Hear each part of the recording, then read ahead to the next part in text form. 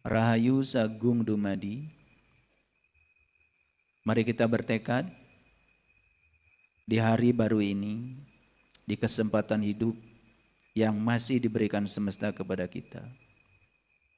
Kiranya kita menjadi sumber cinta, sumber sukacita, sumber kedamaian, sumber keberkahan bagi semua makhluk, baik yang kelihatan maupun yang tidak kelihatan, di setiap ruang dan waktu, di semua tingkatan. Kiranya mereka senantiasa hidup berbahagia dan kita ikut berkontribusi menjadi pembahagia bagi mereka. Seandainya hari ini masih banyak perilaku kita, tindakan kita yang menyakiti makhluk manapun, mari kita segera hentikan. Jangan terus-menerus menciptakan sebab buruk yang menyebabkan kita menuai akibat buruk. Segala puji hanya milik Allah, Zat Tunggal, energi universal tanpa batas, yang meliputi seluruh kosmik, meliputi seluruh makhluk, bahkan dia sendiri mengalir sebagai daya kehidupan bagi semua makhluk termasuk diri kita sendiri. Dan kita bersyukur hari ini kita masih dialiri daya semesta sehingga tubuh ini menjadi berwibawa, berharisma. Dan saat ini kita masih merasakan kemewahan yang luar biasa. Bisa melangkahkan kaki itu kemewahan, bisa mengangkat tangan itu kemewahan, bisa merasakan air saat cuci tangan itu kemewahan, bisa merasakan hembusan angin saat ini adalah kemewahan, bisa merasakan suara-suara yang masuk di telinga kita adalah kemewahan. Dan pada saatnya semua kemewahan ini akan dicabut dan nanti tubuh kita tidak bisa merespon semuanya. Hanya seonggok daging yang tidak berarti apa-apa, yang siap diasingkan oleh tetangga kita. Karena tubuh ini setelah ditinggalkan Allah menjadi sangat menjijikan. Mari kita puji dia bersama-sama membaca hamdalah. Alhamdulillahirabbil alamin. Mari kita akan rasakan kehadirannya. Dia meliputi diri kita. Dia lebih dekat kepada kita melampaui urat nadi leher kita. Dia adalah daya yang sekarang sedang memberikan kekuatan kepada kita. Perasaan keterpisahan dengan dia mari kita buang jauh-jauh. Karena dia tidak pernah meninggalkan kita sedetik pun.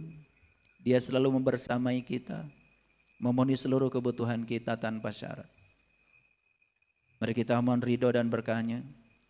Kiranya kajian kita hari ini menjadi energi baru, pemahaman baru yang bisa memberantas semua kebodohan kita, keserakahan kita. Karena itu adalah racun-racun yang telah menjadikan kehidupan kita penuh dengan penderitaan. Kita sapa semuanya dengan kelembutan dan cinta seraya membaca basmalah. Bismillahirrahmanirrahim.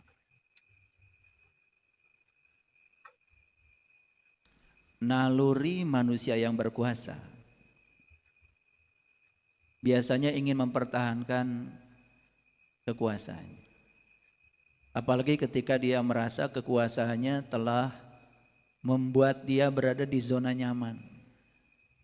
Maka hampir semua manusia yang berkuasa di semesta ini akan mempertahankan kekuasaannya dengan menciptakan suatu sistem. Dan sistem itu bisa saja sebuah konspirasi. Di mana dengan sistem itu dia akan membungkam semua manusia lain yang dianggap menjadi penghalang untuk melanggengkan kekuasaan. Makanya ada yang namanya teori konspirasi. Yang gampang untuk terjebak teori konspirasi adalah orang-orang yang sudah kehilangan daya kritis berpikirnya, sudah kehilangan daya kreatif di dalam pola pikirnya. Manusia-manusia robot-robot biologis yang setiap hari sibuk menjalankan rutinitas yang dianggap kebenaran, padahal itu hanyalah kebohongan yang diulang-ulang oleh teori konspirasi, dan itu telah membungkam semua manusia. Sehingga tidak heran ya, berita-berita tentang orang-orang yang seolah-olah sudah menjalankan kebenaran, tetapi perilakunya jauh dari harapan masyarakat, bahkan melanggar norma-norma yang berlaku di masyarakat. Dan hari ini kita mendengar di tempat ini ada sejumlah santri yang kemudian dimakan oleh gurunya sendiri. Di tempat itu ada sekelompok santri yang dimakan oleh katanya ustadznya sendiri. Luar biasa ya. Bahkan ada berita bagus, seorang mahasiswi kemudian kesurupan dan ditolong oleh seseorang, dan kemudian saat dia kesurupan kemudian dinodai kehormatannya oleh orang yang setiap hari menjalankan rutinitas. Bahkan saking rutinnya ya, keningnya saja sampai hitam, saking rutinnya itu. Itu karena sujudnya cuma fisiknya saja, tidak melibatkan jiwa, tidak melibatkan batin. Itulah manusia-manusia yang disebut dengan robot-robot biologis, menjalankan rutinitas tetapi tidak berdampak sama sekali untuk membangun akhlak, membangun kesadaran. Dan yang semacam ini kok jumlahnya semakin hari semakin banyak. Inilah keberhasilan teori konspirasi yang telah membungkam setiap manusia menjadi bodoh, hilang daya kreatif, hilang daya kritis, sehingga menganggap apapun yang dilakukan dia seolah-olah kebenaran, padahal itu adalah ciptaan dari teori konspirasi itu. Dari mereka yang takut kehilangan kekuasaannya, takut kehilangan berkah dari kekuasaannya, karena mereka sudah berada di zona nyaman.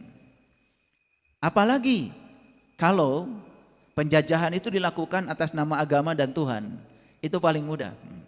Sebut saja ini kata Tuhan, ini sebut saja kata Nabi, sebut saja kata Rasul, walaupun tidak masuk akal, orang yang kehilangan daya kritisnya, daya kreatifnya, pasti akan melakukannya seolah-olah dia sudah menjalankan kebenaran.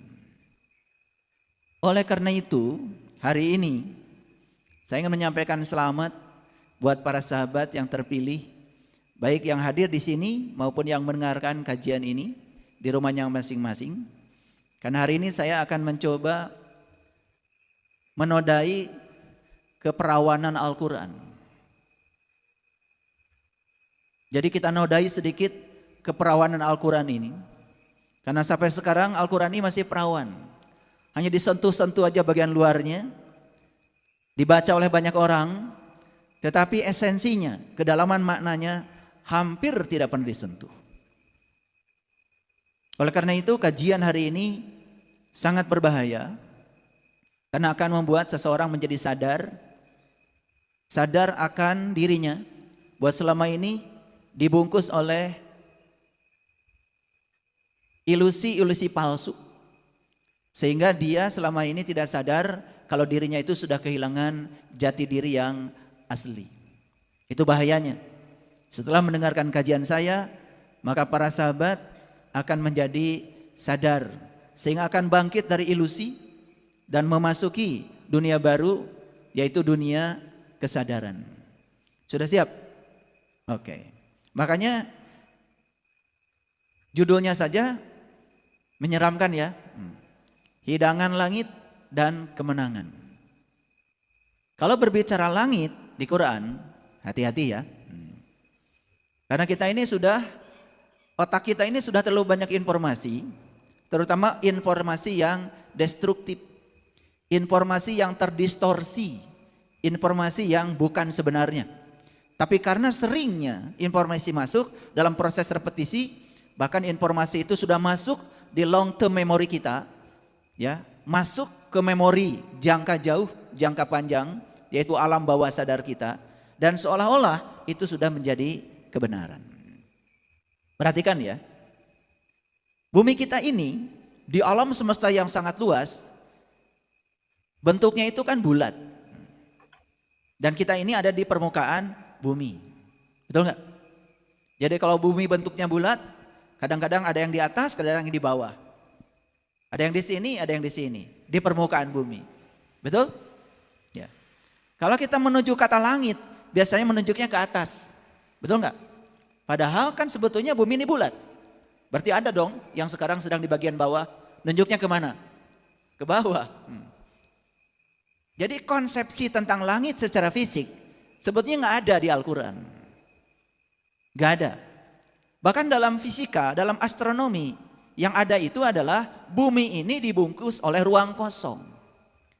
Yang ada tuh bumi ini dibungkus oleh ruang kosong antar planet.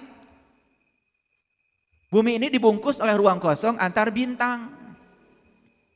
Paham ya? Jadi kalau di Quran ada kata-kata langit, yang dimaksud itu adalah alam tinggi. Kalau di Quran ada kata-kata bumi, itu maksudnya adalah alam rendah. Gitu.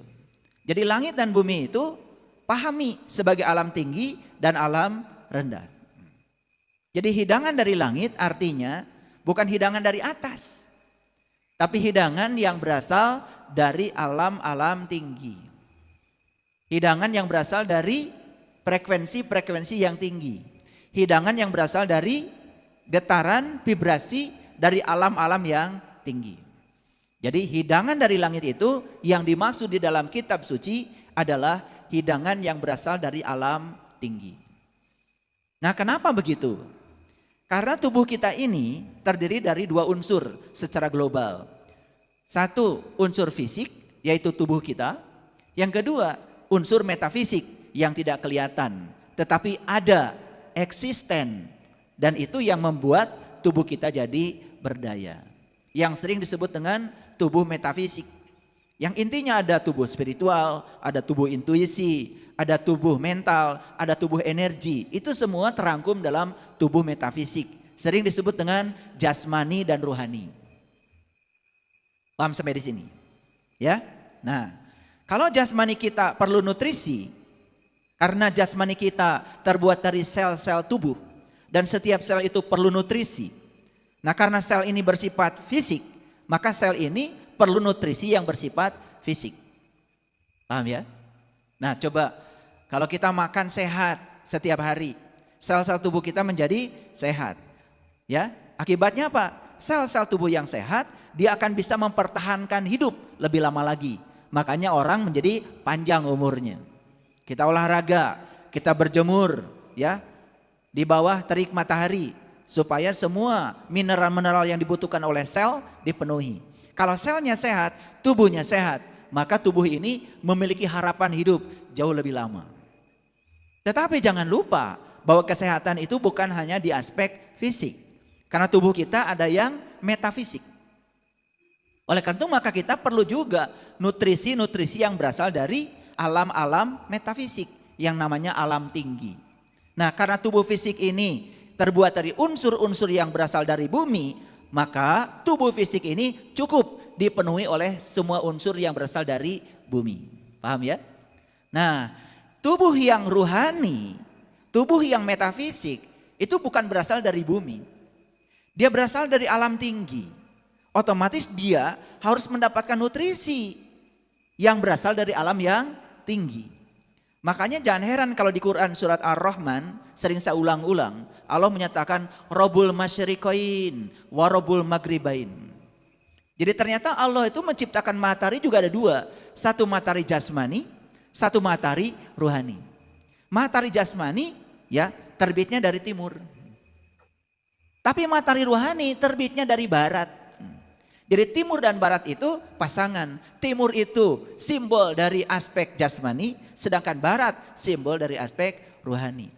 Makanya ada kata-kata yang sering kita dengar. Kiamat itu salah satu tandanya adalah matahari terbit dari barat. Kiamat apa?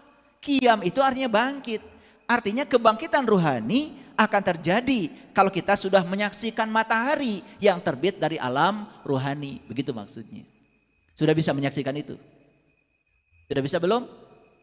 Nah, kalau belum bisa berarti selama ini kita hanya hidup ya, hanya hidup di aspek fisik.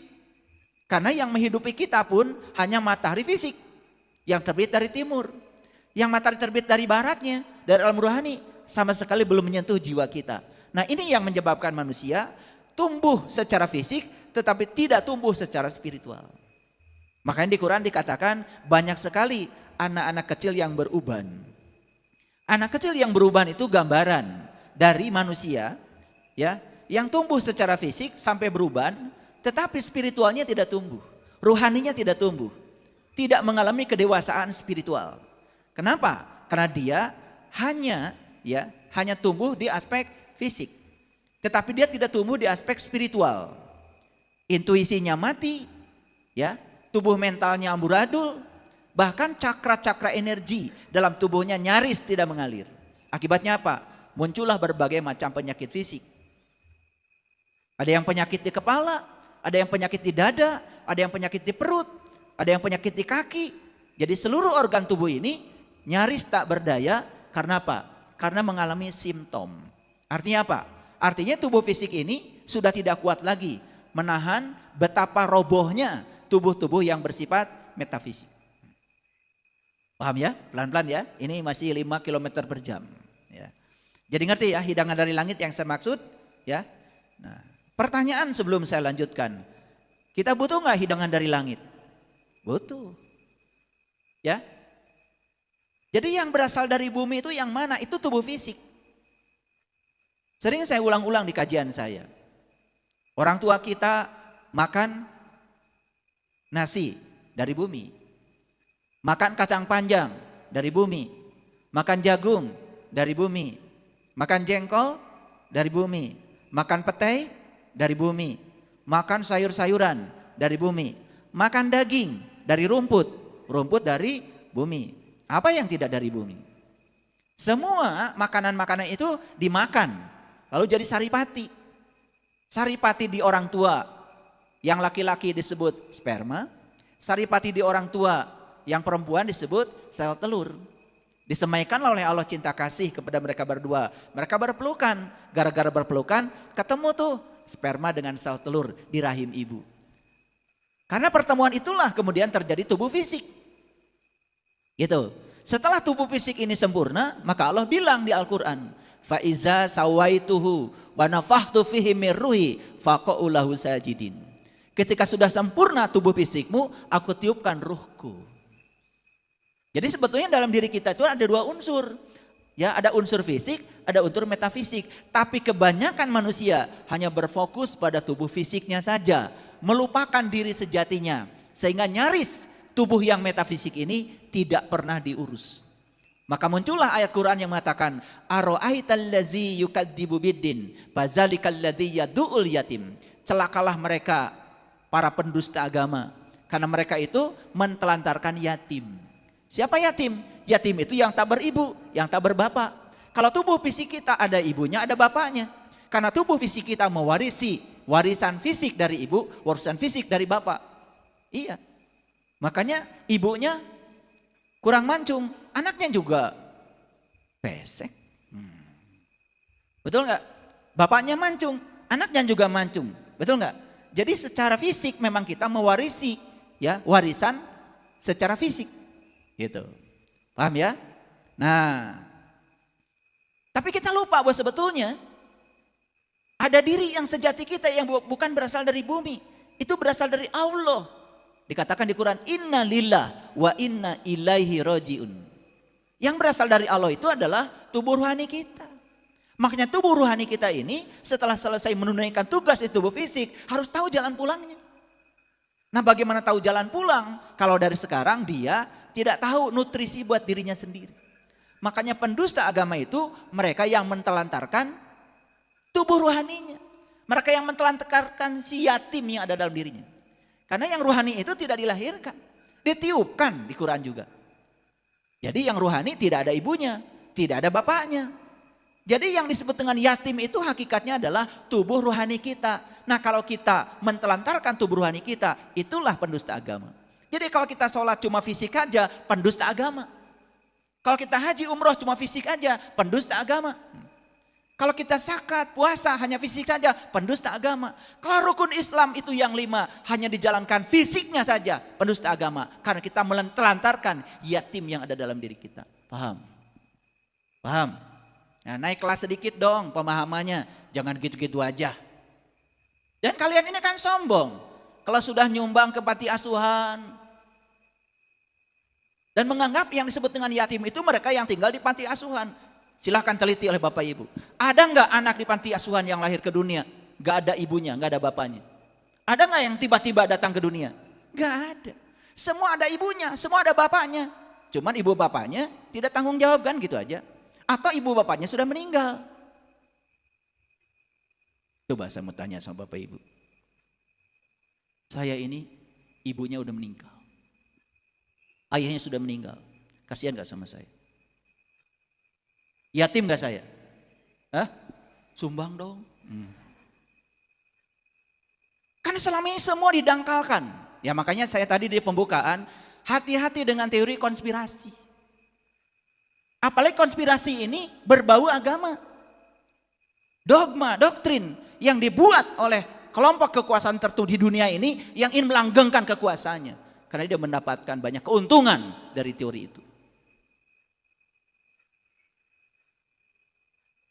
Ini baru judulnya aja. Nah, kata kemenangan di Quran itu jelas sekali ya. Kemenangan itu bahasa Arabnya al-fat. Padahal al-fat itu sebetulnya adalah keterbukaan. Makanya ada Quran surat al-fat. Ada Quran surat al-fatihah. Kalau al-fatihah itu kunci pembukanya, al-fat itu kondisi terbuka setelah dibuka oleh kuncinya. Dan siapapun yang sudah terbuka, lama-kelamaan dia akan mencapai satu derajat yang disebut dengan fauzan. Pada Quran dikatakan, liyudkhilal mu'minin wal mu'minat jannatin tajri min tahtihal anhar khalidina fiha wa yukaffiru anhum sayyi'atihim wa kana zalika indallah fauzan azima. Itu Quran surat apa? Surat apa itu? Itu surat Al-Fat. Makanya kalau orang yang sudah terbuka, terbuka segalanya. Terbuka pada pandangan orang, terbuka pada ilmu baru, terbuka pada pikiran-pikiran baru, tidak menutup diri. Maka dia pasti akan memperoleh kemenangan karena keterbukaannya. Makanya kata fauzan, faizin, itu kan sering diucapkan ketika Idul Fitri. Makanya Idul Fitri ucapannya minal aidin wal faizin.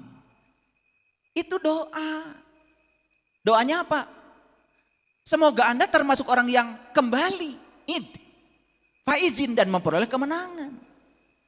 Harusnya ketika orang mengucapkan minal aidin wal faizin, ucapannya amin. Orang Bandung minal aidin wal faizin sami-sami. Tuh. Karena belajar agama dari kartu lebaran. Karena di kartu lebaran ada tulisan Arab minal aidin wal faizin, di bawahnya mohon maaf lahir dan batin. Dikiranya itu terjemahan dari minal aidin wal faizin. Udah berapa tahun Bapak Ibu lebaran? Gak ada yang berubah. Orang yang bilang minal aidin wal faizin, sama-sama.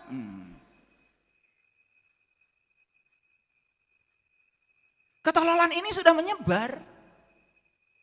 Karena kita tidak sadar, hilang daya kritis, hilang daya kreatif. Bayangkan. Dan kita seperti robot, menjalankan semua rutinitas itu, ya begitu-gitu saja. Nah, jadi kemenangan yang saya maksud di sini adalah ketika hidangan langit sudah kita raih, karena kita sudah mengalami keterbukaan, maka puncaknya kita akan memperoleh kemenangan. Dan siapa yang memperoleh kemenangan? Mereka yang sudah bisa selesai dengan dirinya sendiri. Yang tahu jalan pulangnya. Bebas rasa khawatir, bebas rasa takut, bebas rasa sedih, bebas rasa kecewa. Sudah selesai hidupnya. Maka dia sudah tidak takut menghadapi kehidupan, tidak takut menghadapi kematian. Dia bicara benar apa adanya. Tidak pernah manipulasi. Tidak bisa ditipu oleh orang lagi. Dan dia pun tidak menipu siapa-siapa. Dia sudah menjadi dirinya sendiri. Jadi orang yang memperoleh kemenangan adalah mereka yang sudah pulang kepada Allah di kehidupan yang sekarang. Dan pulang kepada Allah tidak usah menunggu kematian datang. Pulang itu bisa sekarang. Siapa orang yang sudah pulang? Orang yang sudah kenal kembali jati dirinya. Orang yang sudah sadar kembali siapa dirinya. Sadar kembali siapa dirinya, dia sudah pulang. Makanya ciri orang yang sudah pulang, itu dia sudah selesai dengan dirinya sendiri. Tidak perlu validasi dari luar. Bahagianya sudah dari dalam. Tidak perlu persetujuan dari siapapun. Sudah selesai. Maka ciri orang yang sudah pulang di Quran digambarkan, wallazi anzala sakinata fi qulubil mu'minin. Qalbunya sudah sakinah. Tidak reaktif lagi, tetapi kreatif. Ulangi kata-kata saya. Tidak reaktif, tapi kreatif. Nah, orang yang kreatif itu setiap saat dia menciptakan surga bagi dirinya sendiri. Hidupnya penuh dengan kelimpahan, dia menarik semua hal positif dalam hidupnya. Nyaris tanpa upaya, dia bisa menarik semua yang dia dambakan dalam hidupnya. Dan banyak lagi ciri yang lain. Mau begitu? Mau begitu? Pulang. Pulang. Oke, judulnya sudah bisa dipahami? Oke. Nah, saya kan sudah janji. Hari ini kita akan menodai keperawanannya Al-Quran. Dan mohon fokus, karena hari ini saya akan berbicara dalam sekali. Kalau ada hal-hal yang dirasa belum tune in dengan saya, bersabar saja. Barangkali kedewasaan spiritualnya belum sampai di situ. Makanya buat para sahabat yang tidak siap mendengarkan kajian ini, gak usah, skip aja YouTube saya. Yang belum dewasa mendengarkan kajian ini, lewat saja. Ini kajian buat orang yang berpikir. Yang ngeyel tentu berpikir, udah lebih bagus, jangan tambah karma buruk lah. Ya. Yang lama aja masih banyak utangnya, bikin utang baru. Yuk kita lihat. Ini Quran surat Ali Imran ayat 49. Dan ini sering saya sampaikan. Tetapi hari ini kajiannya agak berbeda. Jauh menusuk lebih dalam lagi. Yuk kita mulai dari awal. Wa rasulan ila bani Israel. Dan Rasul bertemu dengan Bani Israel. Itu terjemahannya. Inni qad ji'tukum bi ayatin mir rabbikum.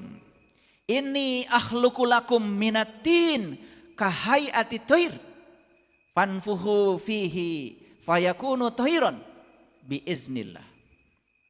Wa ubri'ul akmaha wal abrasa wa uhyil mauta bi iznillah. Begitu. Paham? Pasti enggak kan? Tapi kan kalian kalau sudah baca begitu langsung tutup Al-Quran. Shadaqallahul adzim. Betul enggak? Allahumma arhamna bil Quran. Padahal enggak dapat apa-apa dari Qurannya. Enggak dapat petunjuk, enggak dapat apa-apa. Betul enggak? Lucu kalian itu.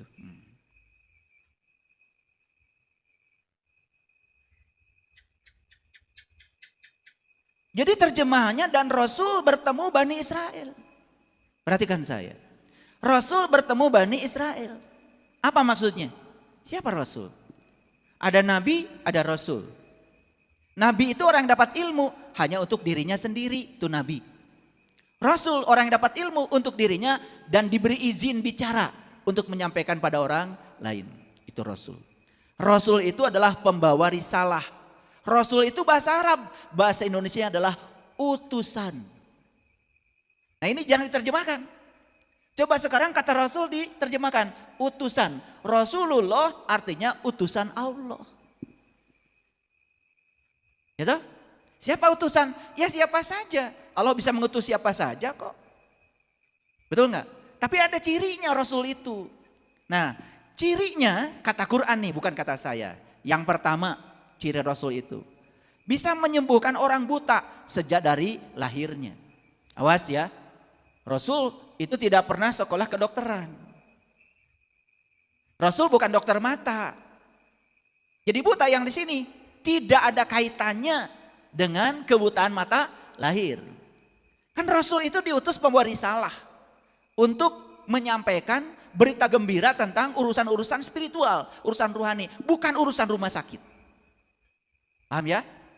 Jadi kebutaan di sini jelas bukan kebutaan mata yang ini. Tetapi kebutaan mata rohani kita. Sehingga kita tidak mendapatkan hidangan dari langit. Karena mata kita masih tertutup. Oke? Paham ya? Apa ciri yang pertama? Rasul itu ciri yang pertama mampu menyembuhkan orang buta sejak dari lahirnya. Saya ingin menyampaikan data sains. Ternyata manusia itu mulai buta mata kalbunya kepada Tuhan itu di hari ke-8 dari kelahirannya. Hari pertama masih ingat, hari kedua masih ingat, hari ke-8 lupa pada penciptanya. Coba udah hari keberapa? Udah hari keberapa? Betul nggak? Makanya kalian ketika sholat Allahu Akbar kan ngacapruk. Jalan-jalan. Betul nggak? Ke pasar, kemana. Baru sadar kembali. Kalau sholat setelah Assalamualaikum. Betul Pak gitu? Betul Pak gitu? Tapi kita nggak pernah jujur. Terus kita bungkus diri kita dengan topeng-topeng. Seolah-olah kita sudah mencapai kesucian. Makanya tidak heran. Ya, yang ininya hitam pun masih melakukan pelecehan. Apalagi yang enggak.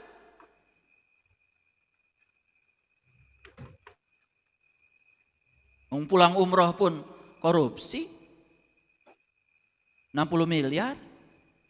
Padahal baru pulang. Hanya status sosial, hanya gengsi kalau pernah ke sana. Hanya status sosial bahwa saya pernah berfoto dengan orang sana, namanya unta.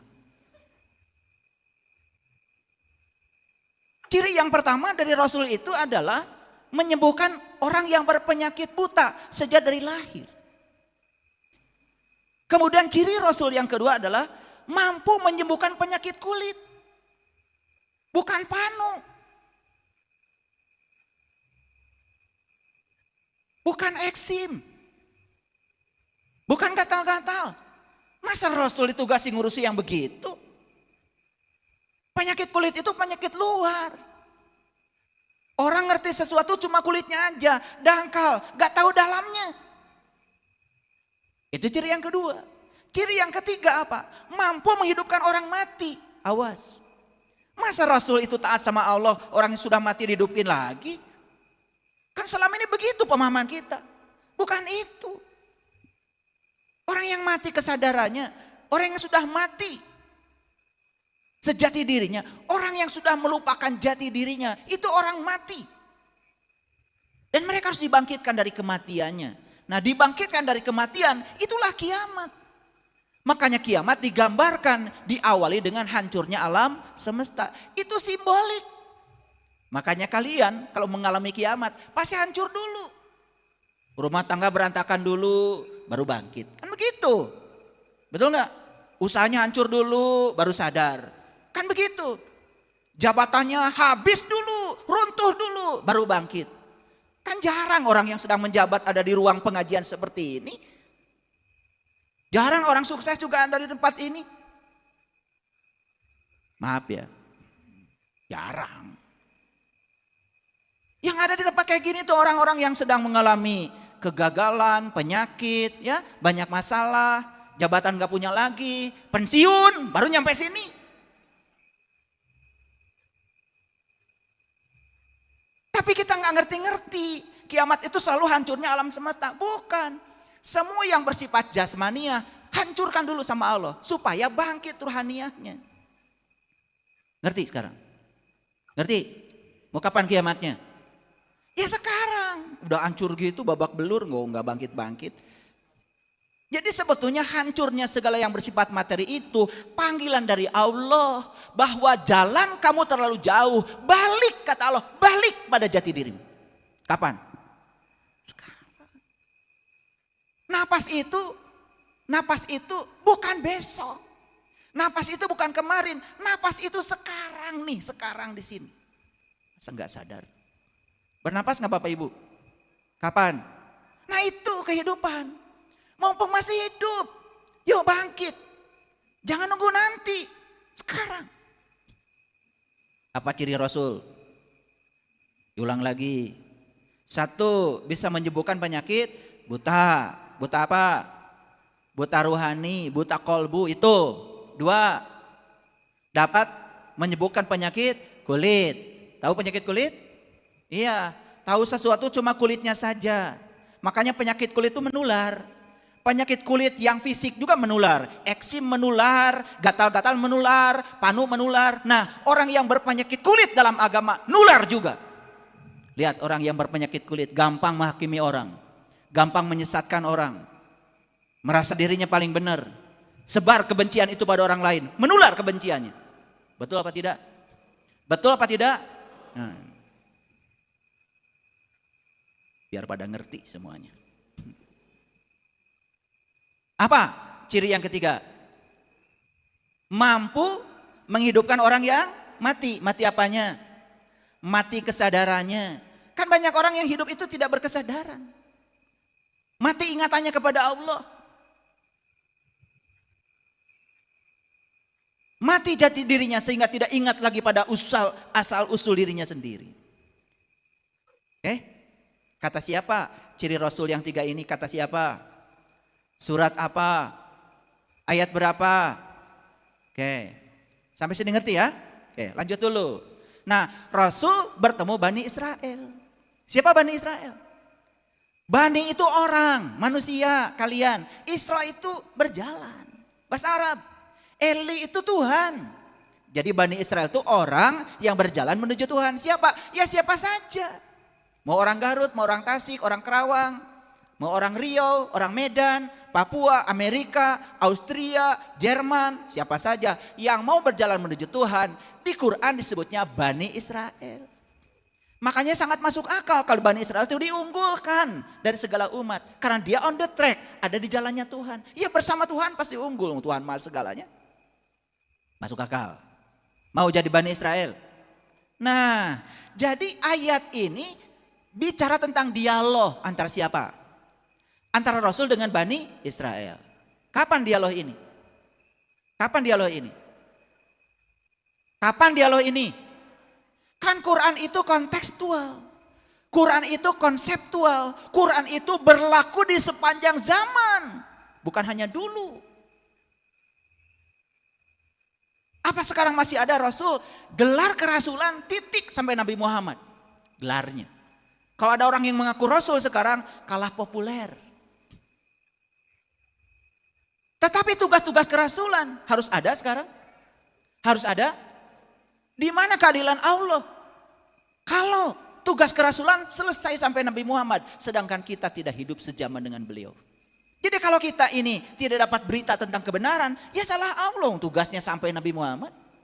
Makanya Nabi Muhammad mengatakan, ya, al ulama warasatul anbiya. Nabi Muhammad itu sudah menyiapkan penerusnya. Dulu ada para sahabat, para tabi'in, para tabi'in. Ya, sampailah sekarang istilahnya bukan Rasul lagi, ulama. Jadi kalau Rasul itu cirinya 3, berarti ulama cirinya berapa? 3, kalau dia pewaris. Makanya kalau mau lihat pewaris atau bukan, jangan lihat bulunya.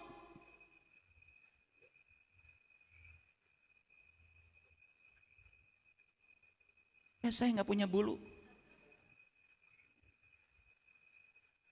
Ya karena memang orang tua saya, ibu saya nggak berbulu. Ya kayak gini hasilnya. Saya udah pakai muncang, pakai apa?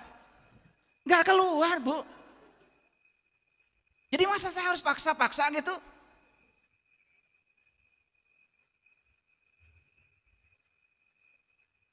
Oke, lanjut ya. Dalam konteks kekinian,